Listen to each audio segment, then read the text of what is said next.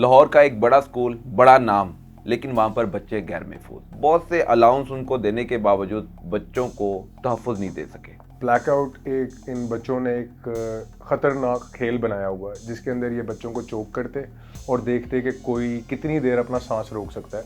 उसके अंदर उसने रेजिस्ट किया कि मैंने ऐसा एक्ट नहीं करना। उस रेजिस्टेंस में उसको मारा गया, उसको धक्का दिया गया और उसका जबड़ा टूटा। जो इन्फ्लुएंसेस थे पॉलिटिकल यूज़ करके इस एफआईआर को रोकने की कोशिश की कि I am very happy to see how the police has responded. Me and my client, मैं normally I try avoiding going to police stations or offices with clients because it doesn't look nice, and met DIG Faisal Kamran Saab. To be honest, it was wonderful. उन्होंने matter सुना, he heard and he was appalled himself. क्योंकि जब उनको ये कहा कि school ने उल्टा ये हरकत की है तो he was himself shocked. उन्होंने रिपोर्ट मांगी DSP से, called up the SP and said to proceed as per law and register the FIR. And DIG साहब took notice and said कि ये मैटर आज ही रिजॉल्व होगा। आपको यकीन है कि पुलिस अब नोटिस लेने के बाद पर्चा दर्ज करेगी? आई डू बिलीव जो बात हुई है, क्योंकि उन्होंने ये नहीं कि सिर्फ प्रोसीड एज पर लॉ कह दिया, उन्होंने मैटर सुन के, सारा मैटर सुन के उन्होंने कंसर्न एसपी को कॉल भी की। अस्सलाम वालेकुम नाजरीन, आप देख रहे हैं मेरा पॉडकास्ट और मेरा नाम है हमाद असलम।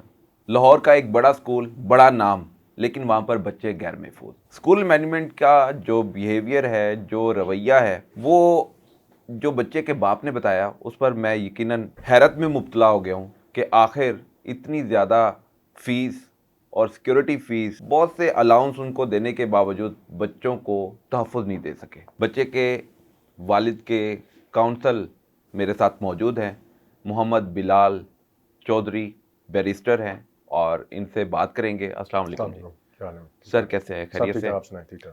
आपके क्लाइंट हैं, उनके बच्चे के साथ मौत का खेल खेला गया, ब्लैकआउट चैलेंज। ये ब्लैकआउट चैलेंज क्या है और स्कूल मैनेजमेंट का रोल इस मौके पे क्या होना चाहिए? फौरी तौर पर उनको बच्चे, जो मुतासरा बच्चा है, उसकी मदद करनी चाहिए या जिन्होंने ये एक्ट किया उनको तहफ़्फ़ुज़ देना चाहिए? एज अ पेरेंट, जो फर्स्ट क्वेश्चन आपका कि ब्लैकआउट चैलेंज क्या है, ब्लैकआउट एक इन बच्चों ने एक ख़तरनाक खेल बनाया हुआ है जिसके अंदर ये बच्चों को चोक करते और देखते कि कोई कितनी देर अपना सांस रोक सकता है। जिस तरह MMA फाइटिंग के अंदर वो चोक होल्ड होता है, वही परसेप्शन से। अच्छा, फ़नी इनफ ये खेल काफ़ी अरसे से चल रहा है, बट जो इंसिडेंट मेरे क्लाइंट के बच्चे के साथ टेकअप हुआ वो थोड़ा सा डिफरेंट है। उसके अंदर उसने रेजिस्ट किया कि मैंने ऐसा एक्ट नहीं करना। उस रेजिस्टेंस में उसको मारा गया, उसको धक्का दिया गया और उसका जबड़ा टूटा। अब मेरे तो दो क्वेश्चंस बनते हैं। एक तो ये कि ऐसा खेल काफ़ी अरसे से चला आ रहा है और वो स्कूल के नोटिस में नहीं है। एक सच अ बिग स्कूल सिस्टम जिसकी आपको पता है उसके मॉनेटरी एक्सपेंस क्या है, उनका एक नाम क्या है, द लगा स्कूल सिस्टम। बंदा सोचता है कि मैंने अपने बच्चे को वहाँ पर पढ़ाना है, एक परसेप्शन होती है कि मेरा बच्चा वहाँ पर सेफ होगा, उसको अच्छी एजुकेशन मिलेगी, अच्छी ग्रूमिंग मिलेगी। What I am appalled to see कि वहाँ पर यह खेल काफ़ी देर से चल रहा है और जब यह खेल ख़राब हो गया और एक बच्चे को चोट लगी, उसको मारा गया, उसके बाद जो रवैया क्लाइंट के साथ, that was even more appalling कि my client ends up going to the principal and the principal threatens my client कि if you were to prosecute this तो हमने तुम्हें नहीं छोड़ना, तुम्हारे बच्चों की तो दूर की बात है, तुम देखना तुम्हारे साथ क्या होगा।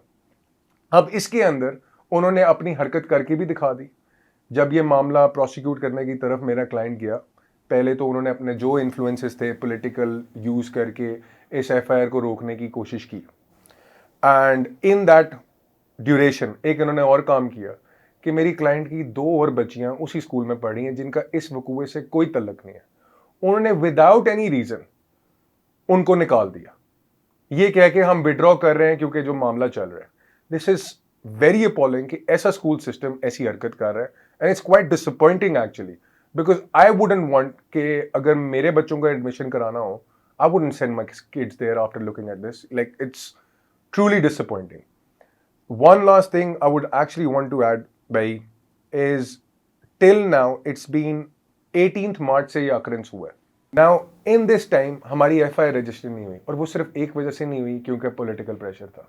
आप बता रहे हैं कि 18 मार्च को ये अक्रंस हुआ, ये एक्ट हुआ, तकरीबन आज 21 हो गया, 1 माह से ज़्यादा वक्त गुजर गया, FIR आज तक नहीं हुई। आज तक नहीं हुई।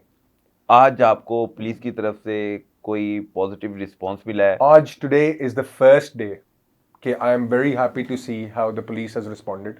Me and my client, normally I try avoiding going to police stations or offices with clients because it doesn't look nice. But because on the insistence of my client, I ended up going and went and met DIG Faisal Kamran Saab. To be honest, it was wonderful. उन्होंने matter सुना, he heard and he was appalled himself. He has directed the SP to proceed as per law in this case, which is registration of FIR. क्योंकि जब उनको ये कहा कि school ने उल्टा ये हरकत की है, तो he was himself shocked. उन्होंने रिपोर्ट मांगी DSP से, called up the SP and said to proceed as per law and register the FIR. क्योंकि मेडिकल इन प्लेस भी है, सारा कुछ होने के बावजूद FIR नहीं हुई. मेडिकल गालबन 15 दिन हो गए हैं, मेडिकल हो चुका हुआ है और FIR नहीं हुई. Whereas this is a matter of an instant कि जब 18 को वकूआ हुआ था तो 19 को मैक्सिमम जब ये अपनी एप्लीकेशन लेकर गए थे तब इनको FIR दे देनी चाहिए थी. इनको सेकंड एप्लीकेशन देनी पड़ी क्योंकि वो पहली एप्लीकेशन कहीं गुम हो गई थी, थाने में ही कहीं गुम हो गई थी, SP ऑफिस कहीं गुम हो गई थी. तो सेकंड एप्लीकेशन रिसेंटली मूव की थाना जौहर टाउन में.